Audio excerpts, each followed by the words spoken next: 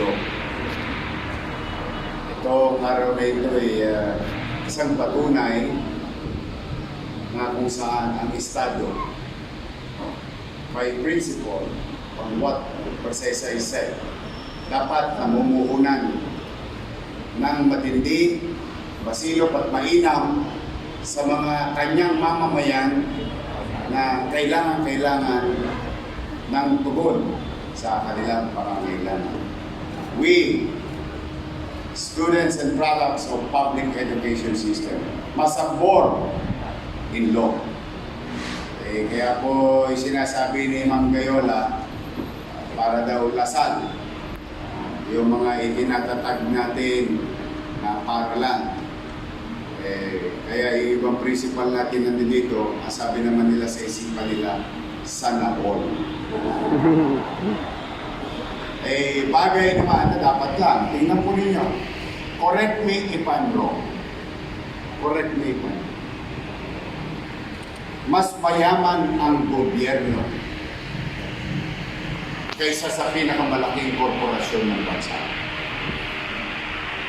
Yung korporasyon ng bansa, kailangan nilang galingan.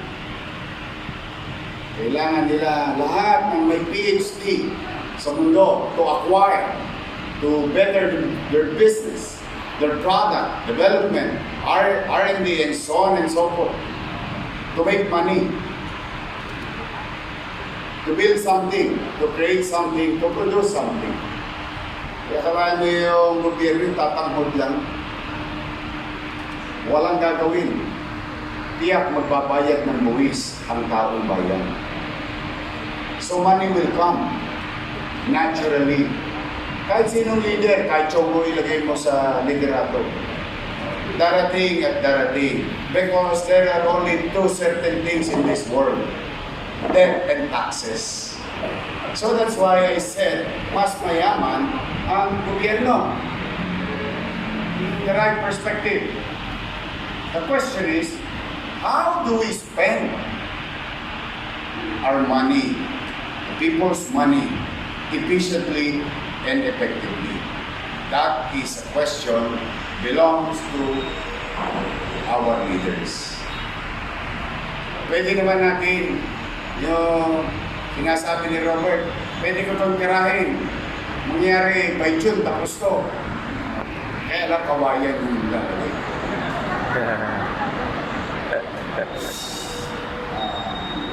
Kaya lamang, kaya tayo nagseremonya ngayon. Para pag-alapin ulit ang damdamin ninyo.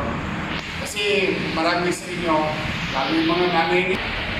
Sapagkat, well, among ourselves, kasagsagan ng pandemya, 2 taon lang na todas. Napakinabangan muli naman. Pagpasensyaan nyo na, awalay lang ako saglit. But today is a ceremony to light the fire again. Yung 3 taon ninyong natingga, I'll make sure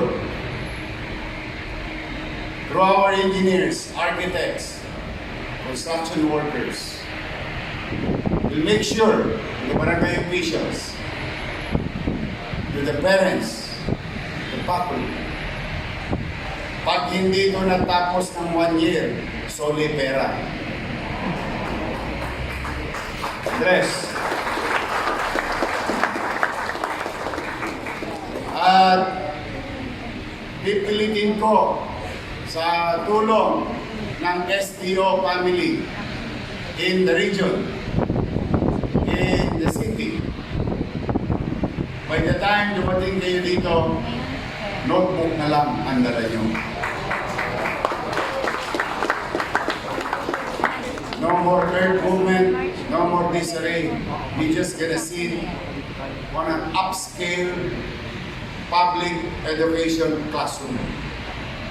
In my own little way, I will move heaven and earth. As I have promised, ito alam ng mga chairman, marami sa kanila nakapakinig sa akin yung at saka yung mga taga-Sampalo. Tutunasin ko ito ng December 2026. Yun ang pangako ko. Eh, hindi ko naman maintindihan pagkadating ko, nanangalang ang umaagos sa ugat ng Maynila. Wala nang dugo. But then again, I have to give it to people, to the SDO family, to the board. We really tried our best na magsubi, magtabi. Because it is a commitment publicly stated by yours truly in the last election. And we will fulfill that promise, as like what the Vice Mayor said. And bagay naman na ipinagpapasalamat ko sa mga konsyal ng Maynila. Nandito ang ating konsyal, Attorney Lady Quintos, Eunice Castro, Doc Almiron, Ryan Ponce, DJ Bagaching, pero kalimutan nyo ng Takusa. Kami mga batang Sansui. Mami, si Daddy ba Sansui? Ano yung Sansui? Isang sut-sut, uwi.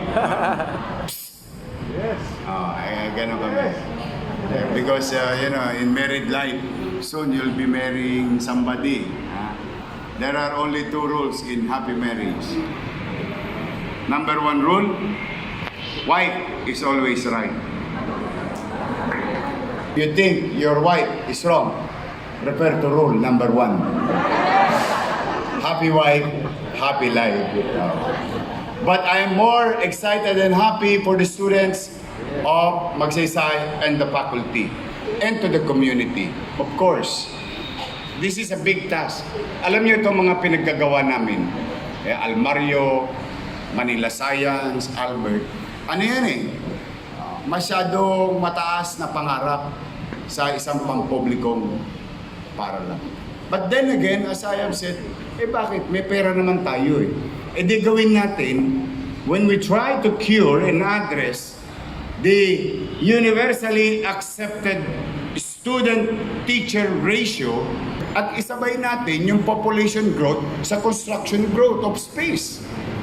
And before we know it, come the next leaders who will follow me, will have a better school environment to lead. Ganun na talaga ang pagpaplano. Unang-una, mahal ang lupa sa Maynila. Mura ba lupa sa Maynila? Ako napakamahal. Kaya dito kahit ismet nagkakatalong. Kaya nga bang kita dito nakakahoy Kasi sayang din yung 1 square meter. But the thing is, you can just focus the resources, address one problem at a time, continue and consistent and put persistency in the program. Before you know it, madami na pala. Kaya sa aming Congresswoman Maceda, maraming salamat sa pakikisa sa programa pang-edukasyon. Sa ating mga principal, to the DepEd family, to the SDO family, to the faculty. Nadali nyo na yung allowance. Nakuha nyo na. Huwag kayo magalala. I-update ko lagi. And soon, kami ni Ma'am Gayola, may pinag-uusapan na kanina, yung end game ko. You know, you may look at this by its face, where I am trying to confront the universally approved, acceptable student-teacher ratio. But may end game to. Because we created space, and someday, somehow, malay ninyo, makarinig kayo ng teacher na may condominium na 2-bedroom. Malay nyo. Because, tingnan nyo kay Snowball yan, when you plan ahead, when you plan things, ano yung subsequent effect or ripple effect na pwedeng mangyari that will bring us another confrontation with the social perennial problem by doing one thing. Kaya yung madalas ko pong sabihin na pumanatag kayo, mag-iinam ako, sisinupin ko. There is action behind those words. And hopefully someday, Manila. At saka yun hindi drawing. Nangyari na po yun sa engineering. Nangyari na po yun sa Manila Health Department. You heard it already. You saw it already. At nangyari sa ordinaryong mamamayan ng lungsod. At may mangyayari sa Marso para sa mga mamamayan ng lungsod. So, again, let me repeat. Pumanatag kayo, our superintendent, to our congressman, councilors here, we, your principals, and SDO family, in government, magbubuti kami. Kayo ba'y may jacket na? Wala kayong jacket? Bigyan ng jacket yan. Kasi, pag soak pa nyo next year. Tapos, lastly, on the side, ewan ko kung napansin nyo lang, mga chairman, for sure, naggawa na rin kayo ng mga event dito nung araw. Eskwela ng anak ko, Xavier. Doon ako ng OPL, yung Xavier School. Mas maganda pa kayo sa Xavier School. And if I may share to you one of those discussions, why am I building this much for public education system? Alam nyo, nandiyan ko sa kanila. Ako, hindi ako pinalad. Pero maswerte ako sa nanay.